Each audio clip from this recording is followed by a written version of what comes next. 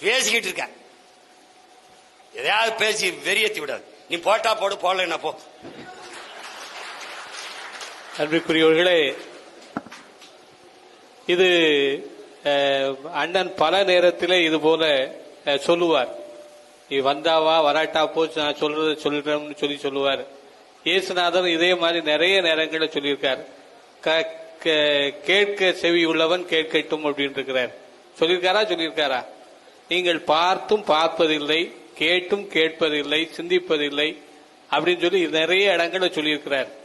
ஏன் அப்படின்னு சொன்னா, உண்மையை சொல்லும் போது யாரும் என்ன பண்றதில்லை, ஏத்துக்கிறது கிடையாது. அதுதான் பெரிய கொடுமையான விஷயம். இன்னைக்கு அவர் இவ்வளவு கத்திக்கிட்டு இருக்கிறாருன்னா அதான் பெரிய பிரச்சனையே. சரியா? அதனால இது போன்று நிறைய மேடைகள் அவர் பேசியிருக்கிறார். இருந்தாலும் மீண்டும் நாம் தெளிவு பெற வேண்டும். ஏன்னா நம்மெல்லாம் எப்படி அப்படின்னு சொன்னா, இப்படி பிரசங்கம் கேட்டு கேட்டு என்ன ஆயிடுச்சு, நமக்கு பிரசங்கம் கேட்டு கேட்டு இந்த காதுல கேட்டு இந்த காதுல விட்டுட்டு போற ஆளுங்க. அதனால என்ன ஆகுது, அது பெரிய அளவுக்கு உள்ள போய் நிக்க மாட்டேங்குது. அதனால தயவு செய்து இதை சிந்தித்து பாருங்கள். அடுத்த